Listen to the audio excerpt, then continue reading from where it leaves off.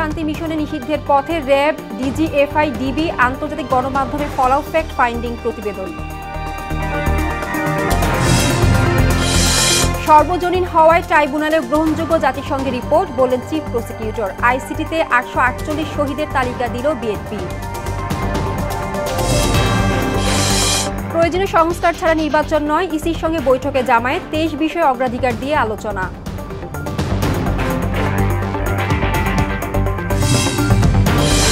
এবং অষ্টম দিনের মতো জাতীয় জাদুঘরের সামনে নিয়োগ বঞ্চিত প্রাথমিক শিক্ষকরা, দাবি আদায় না হওয়া পর্যন্ত আন্দোলনের ঘোষণা।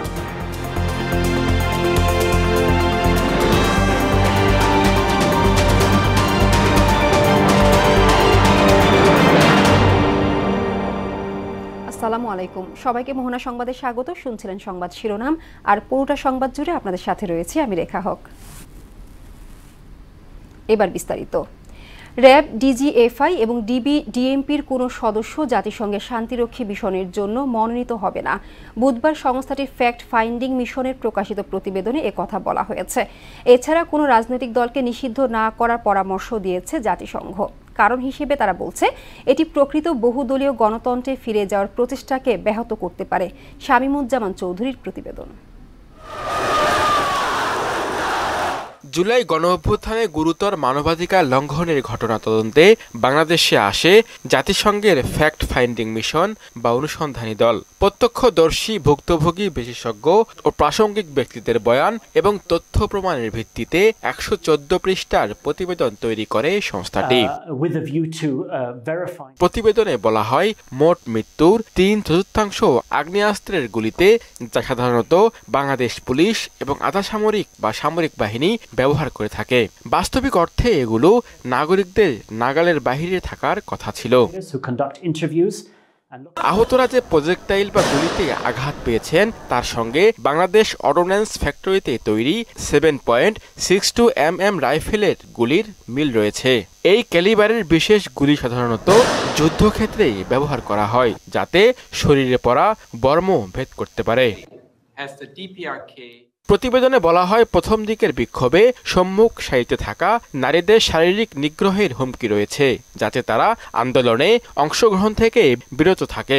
ধানমন্ডিতে 12 বছর বয়সী এক বিক্ষোভকারী প্রায় 200টি ধাতব গুলিতে আঘাতপ্রাপ্ত হয়ে অভ্যন্তরীণ রক্তক্ষরণে মারা যায় বলে নথিতে উল্লেখ করা হয়েছে। এসব ঘটনার রেশ ধরে প্রকাশিত প্রতিবেদনে বলা হয়, যেসব সামরিক বা পুলিশ সদস্য র্যাব, ডিজিএফআই, ঢাকা মেট্রোপলিটন পুলিশের গোয়েন্দা শাখা অথবা বিজিবি ব্যাটালিয়নের সঙ্গে যুক্ত এবং 2024 সালে মানবাধিকার লঙ্ঘনের সঙ্গে জড়িত ছিলেন, তাদেরকে জাতিসংঘ শান্তিরক্ষী মিশনের জন্য মনোনীত করা হবে না। একটি অধ্যাদেশ পাশ করার কথা জানিয়ে মানবাধিকার হাইকমিশন বলছে, বিশেষ পরিস্থিতিতে সশস্ত্র বাহিনীর সদস্যদের শুধু সীমিত সময়ের জন্য অভ্যন্তরীণ নিরাপত্তার কাজে নিযুক্ত করা যেতে পারে। কোনো রাজনৈতিক দলকে নিষিদ্ধ না করার পরামর্শ দিয়ে জাতিসংঘ বলছে, এটি প্রকৃত বহুদলীয় গণতন্ত্রে ফিরে যাওয়ার প্রচেষ্টাকে ব্যাহত করতে পারে। সংস্থাটি পরামর্শ দিয়েছে, নির্বাচনের আগে ভোটে অংশগ্রহণকারী সব রাজনৈতিক দল ও প্রার্থীর জন্য লেভেল প্লেয়িং ফিল্ড নিশ্চিত করতে যথাযথ ব্যবস্থা নিতে হবে।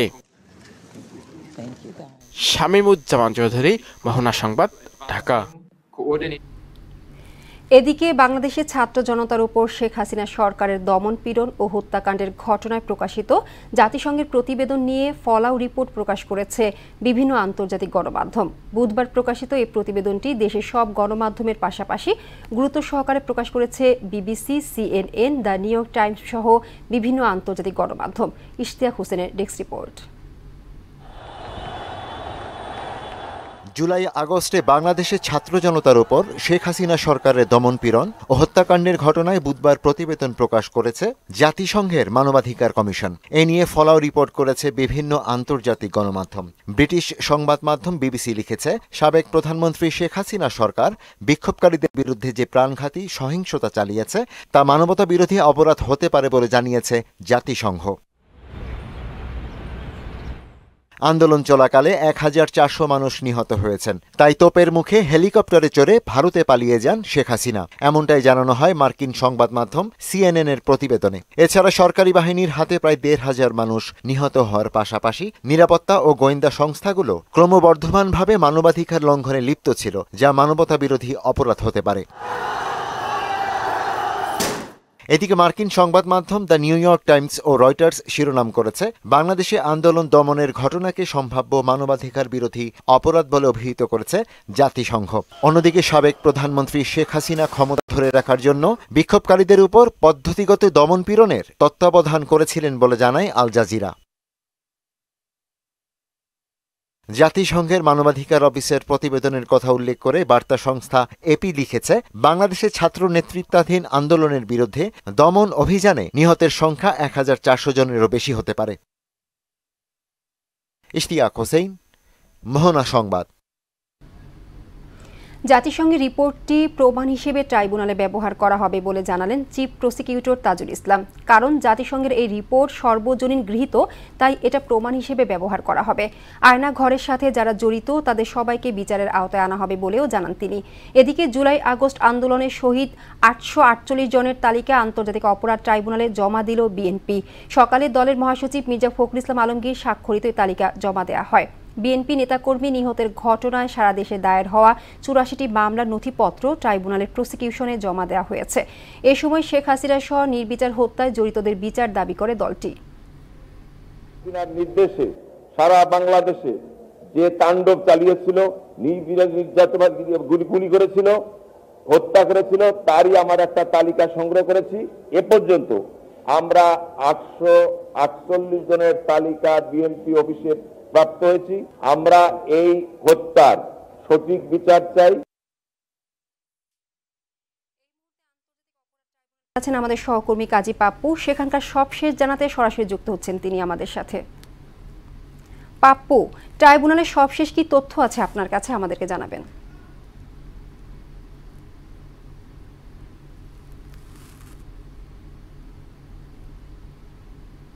গতকালকে একটা রিপোর্ট পেশ করেছে, যেখানে বলা হয়েছে প্রায় 1400 ছাত্র জনতা নিহত হয়েছিল জুলাই আগস্ট গণহত্যায়।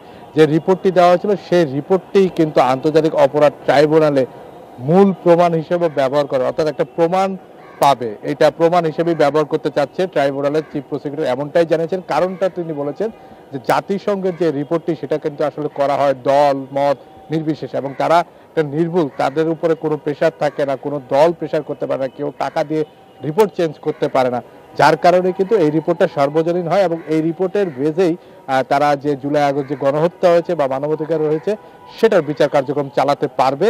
এবং আরেকটি জিনিস হলো যে এই জুলাই আগস্ট গণহত্যায় যেসব আইন শৃঙ্খলা বা রক্ষাকারী বাহিনী জড়িত ছিলেন তাদেরকে অবধি বিলম্বে জাতিসংঘ বলেছেন তাদেরকে চাকরিচ্যুত করা উচিত। এবং সেই নিয়মটি কিন্তু ট্রাইব্যুনালের যে নতুন সংশোধিত আইন রয়েছে সেই আইনেও রয়েছে যে তারা যারা রয়েছেন তাদেরকে চাকরিচ্যুত করতে, এবং সেই বিষয়ে রাষ্ট্রের সাথে তারা কথা বলবেন চিফ প্রসিকিউটর, এবং তারা আহ্বান জানাবেন যে যারা এটার সাথে জড়িত তাদেরকে চাকরিচ্যুত করে এবং তাদেরকে বিচারের আওতায় আনা যত দ্রুত সম্ভব সেটা করবেন। আরেকটা বিষয় আমি আপনাকে জানিয়ে রাখতে চাচ্ছি যে আওয়ামী লীগের নিষিদ্ধের বিষয়ে তার কাছে জানতে চাওয়া হয়েছে যে আওয়ামী লীগকে নিষিদ্ধ করা হবে কিনা। এরকম একটা নিয়ম কিন্তু ট্রাইব্যুনালের আইনে রয়েছে, কিন্তু সেটা অনেক পরের বিষয়। আগে আসলে তারা তথ্য দিবেন আসলে কোনো দল আসলে জড়িত কিনা, কারণ আমরা জানি যে রিপোর্টটি এসেছে সেই রিপোর্টে প্রধান আসামি যারা রয়েছে তাদের মধ্যে রয়েছেন সাবেক প্রধানমন্ত্রী শেখ হাসিনা, আপনার তো স্বরাষ্ট্রমন্ত্রী আসাদুজ্জামান খান কামাল, সাবেক যোগাযোগ মন্ত্রী ওবায়দুল কাদের সহ বেশ কয়েকজন নেতাকর্মী রয়েছে। তো তাদের বিরুদ্ধে এসেছে এলিগেশনটা। তো এই বিষয়টির পাশাপাশি আরেকটা জিনিস যে আওয়ামী লীগকে নিষিদ্ধ করা হবে না সেটা কিন্তু আসলে পরে জানানো যাবে, কিন্তু আগে আসলে যারা এই আন্দোলনের সাথে জড়িত তাদেরকে বিচারের আওতায় আনতে চাচ্ছেন। তো এই ছিল রেখা আমার কাছে সর্বশেষ। পাপ্পু, আপনাকে ধন্যবাদ। ওয়ার্ল্ড গভর্নমেন্ট সামিটে যোগ দিতে দুদিনের সফরে দুবাই পৌঁছেছেন প্রধান উপদেষ্টা প্রফেসর মোহাম্মদ ইউনূস। বুধবার স্থানীয় সময় রাত 11:15টার দিকে তিনি দুবাইয়ে পৌঁছান। সংযুক্ত আরব আমিরাতের ক্রীড়ামন্ত্রী আহমেদ আল ফালাসি তাকে স্বাগত জানান। সম্মেলনে অংশগ্রহণের জন্য প্রধান উপদেষ্টাকে ধন্যবাদ জানান তিনি। সৌজন্য বৈঠকে দুদেশের মধ্যে ক্রীড়া ও সংস্কৃতির ক্ষেত্রে সম্ভাব্য সহযোগিতা এবং পারস্পরিক স্বার্থ সংশ্লিষ্ট বিষয়ে তারা আলোচনা করেন বলে জানান প্রধান উপদেষ্টার প্রেস সেক্রেটারি শফিকুল আলম। গতরাত 7:45টায় ঢাকা ছাড়েন প্রফেসর মোহাম্মদ ইউনূস। নির্বাচন ব্যবস্থার প্রয়োজনীয় সংস্কার ও স্থানীয় সরকার নির্বাচন এর আগে জাতীয় সংসদ নির্বাচন চায় না বাংলাদেশ জামায়াত ইসলামী বলে জানিয়েছেন দলটির সেক্রেটারি জেনারেল মিয়া গোলাম পরোয়ার। দুপুরে নির্বাচন কমিশনের সিইসি ও অন্যান্য কমিশনারদের বৈঠক শেষে একথা জানান তিনি। বলেন, প্রবাসী ভোটার নিবন্ধন প্রক্রিয়া সহজীকরণ সহ 23টি বিষয়ে কমিশনের সঙ্গে আলোচনা হয়েছে। আদালতে নিবন্ধন ফিরে পাবেন আশা প্রকাশ করে মিয়া গোলাম পরোয়ার জানান, নির্বাচনে দাঁড়িপাল্লা প্রতীকে নির্বাচনে অংশ নেবে তার দল।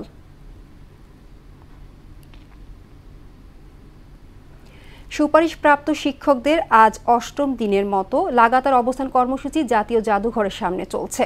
জানান, অধিকারের জন্য রাজপথে এসেছেন তারা। বর্তমান সরকারই তাদেরকে সুপারিশপ্রাপ্ত করেছেন এবং তারা নিয়োগ হতে বঞ্চিত হওয়াতে ক্ষোভ জানান। 31 অক্টোবর আইন মন্ত্রণালয় জনপ্রশাসন মন্ত্রণালয়ের অনুমতি নিয়েই ফলাফল প্রকাশিত করেছিল। 3টি ধাপের প্রথম ও দ্বিতীয় ধাপ চাকরি করে তৃতীয় ধাপ অনতিবিলম্বে তাদের চাকুরিতে যোগদান নিশ্চিতের আহ্বান জানান।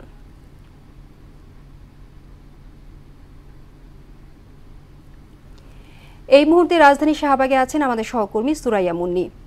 জানবো সেখানকার সবশেষ পরিস্থিতি।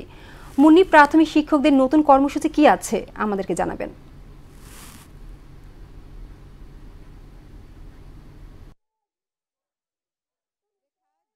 বলছিলাম যে আমি যে শাহবাগ এখানে আছি, এখানে আপনি হয়তো দেখতে পাচ্ছেন আমার পিছনে ঢাকা এবং চিটাগাং থেকে সব তৃতীয় ধাপে সহকারী শিক্ষকরা এখানে এসে জড়ো হয়েছেন। তারা গত 8 দিন ধরে এখানে আছেন।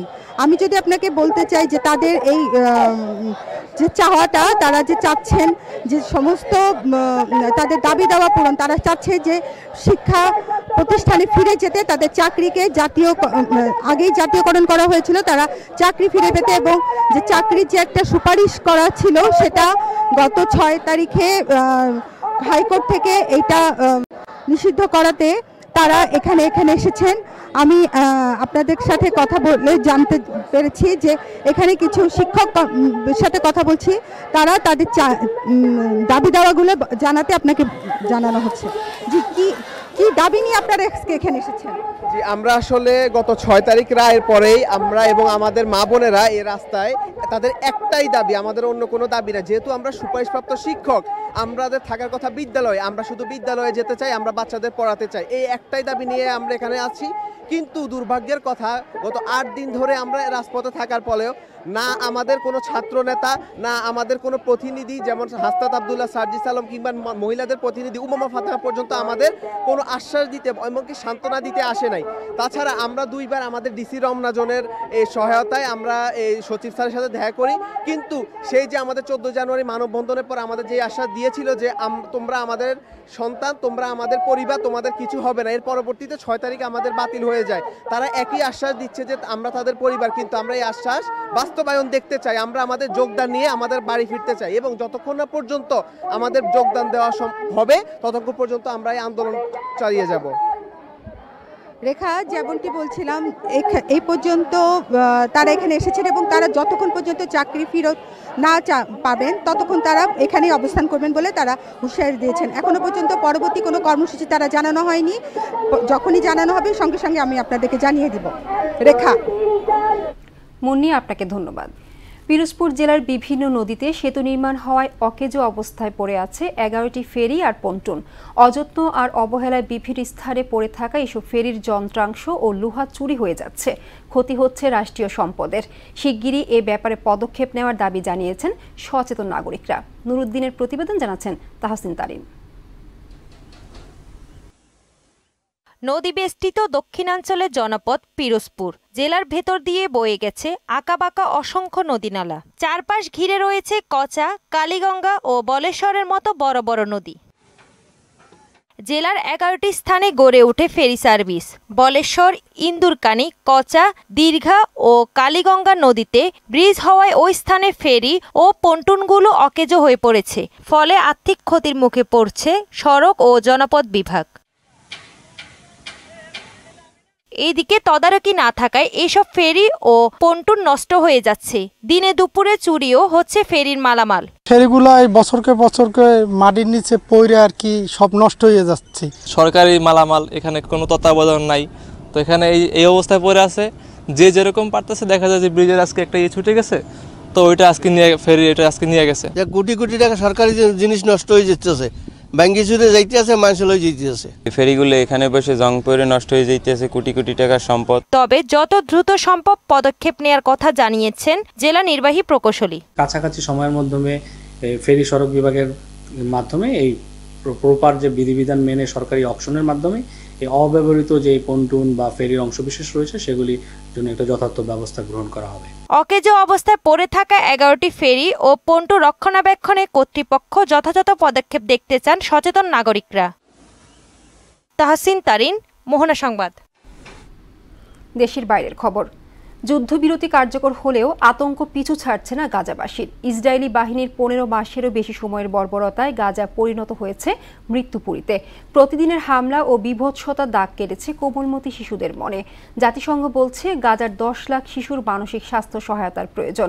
আর বিশ্ব স্বাস্থ্য সংস্থার ভবিষ্যৎবাণী মতে হামলায় আহতদের বেশিরভাগই আগের স্বাভাবিক অবস্থায় ফিরতে পারবে না। বিস্তারিত কাজী শাহরিনের প্রতিবেদনে। 2023 সালের 7ই অক্টোবরের পর থেকে আমূল পাল্টে যেতে থাকে ফিলিস্তিনের গাজা উপত্যকার 25 লাখ মানুষের জীবনযাত্রা। নিজ ভূখণ্ডে হামাসের হামলার প্রতিশোধ নিতে দিনে রাতে গাজায় বর্বর হামলা চালাতে থাকে ইসরায়েল। বাড়িঘর, সয় সম্পদ ও প্রিয়জনকে হারিয়ে নিজ দেশেই উদ্বাস্তের জীবন বেছে নিতে হয়েছে তাদের। গাজার স্বাস্থ্য মন্ত্রণালয়ের মতে এ পর্যন্ত প্রায় 47,000 মানুষের মৃত্যু হয়েছে। এর মধ্যে 59% নারী, শিশু ও বৃদ্ধ। তবে জাতিসংঘের বিশ্লেষণে নিহতের মধ্যে নারী এবং শিশুর সংখ্যা 70%। ইসরায়েলি বর্বরতায় আহত ছাড়িয়েছে 1,10,000। এদের মধ্যে 25% আঘাত এতটাই গুরুতর যে তারা আর আগের জীবনে ফিরতে পারবে না। আমি ধ্বংসস্তূপের নিচের সবচেয়ে খারাপ যন্ত্রণা সহ্য করেছি। আমি সেখানে 2 ঘন্টা আটকা ছিলাম। আমি নিজের চোখে মৃত্যু দেখেছি। পুরো বাড়িটি আমার উপর ধসে পড়ে। আমি মনে করেছিলাম আমি শহীদ হয়েছি। আমি আহতদের একজন। আমার বাড়ি ধ্বংস হয়ে গেছে। আমার পরিবারের 4 জন শহীদ হয়েছেন। আমার মতো প্রতিটি বাস্তুচ্যুত মানুষের একটি ক্ষত আছে। আমরা যা ভয়াবহতা দেখেছি তা ভাষায় প্রকাশ করা যাবে না। ঈশ্বর সবাইকে ধৈর্য ধারণ করার তৌফিক দান করুন। গাজা উপত্যকায় মৃত্যু ঝুঁকিতে রয়েছে অন্তত 2,500 শিশু। আর প্রায় 10 লক্ষ শিশু মানসিক সমস্যায় ভুগছে, যা মোকাবেলা করা এক বিশাল চ্যালেঞ্জ। জাতিসংঘের কর্মকর্তা জোনাথন জানান, হামলার শেষ 4 মাসে প্রায় 17,000 শিশু পরিবারের কাছ থেকে বিচ্ছিন্ন হয়ে গেছে। কাজী শাহরিন, মোহনা সংবাদ। খেলার খবর। ক্রিকেট। চ্যাম্পিয়ন্স ট্রফিতে অংশ নিতে আজ দেশ ছাড়ছে বাংলাদেশ দল। রাত 1টায় দুবাইয়ের উদ্দেশ্যে দেশ ছাড়বে টাইগাররা, যেখানে 20 তারিখে ভারতের বিপক্ষে ম্যাচ দিয়ে শুরু হবে বাংলাদেশের চ্যাম্পিয়ন্স ট্রফির যাত্রা। তার আগে 17 তারিখ পাকিস্তান শাহিনসের বিপক্ষে একটি ওয়ার্ম আপ ম্যাচ খেলবে শান্ত বাহিনী। দুবাইয়ে ভারতের বিপক্ষে ম্যাচের পর পাকিস্তানের রাওয়ালপিন্ডির উদ্দেশ্যে দুবাই ছাড়বে বাংলাদেশ দল, যেখানে গ্রুপের অন্য 2 প্রতিপক্ষ পাকিস্তান ও নিউজিল্যান্ডের বিপক্ষে খেলবে। দেশ ছাড়ার আগে 8 থেকে 12 ফেব্রুয়ারি পর্যন্ত মিরপুরের মাটিতে অনুশীলন পর্ব সারে শান্ত তাসকিনরা। শেষ করব মোহনা সংবাদ। যাবার আগে সংবাদ শিরোনামগুলো জানিয়ে দিচ্ছি।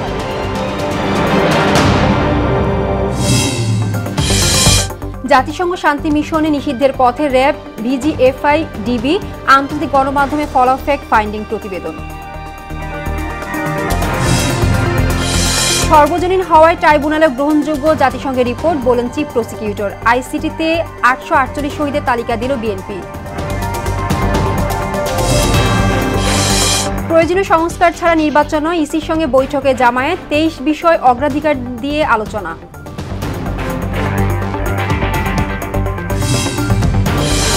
এবং অষ্টম দিনের মতো জাতীয় জাদুঘরের সামনে নিয়োগ বঞ্চিত প্রাথমিক শিক্ষকরা, দাবি আদায় না হওয়া পর্যন্ত আন্দোলনের ঘোষণা।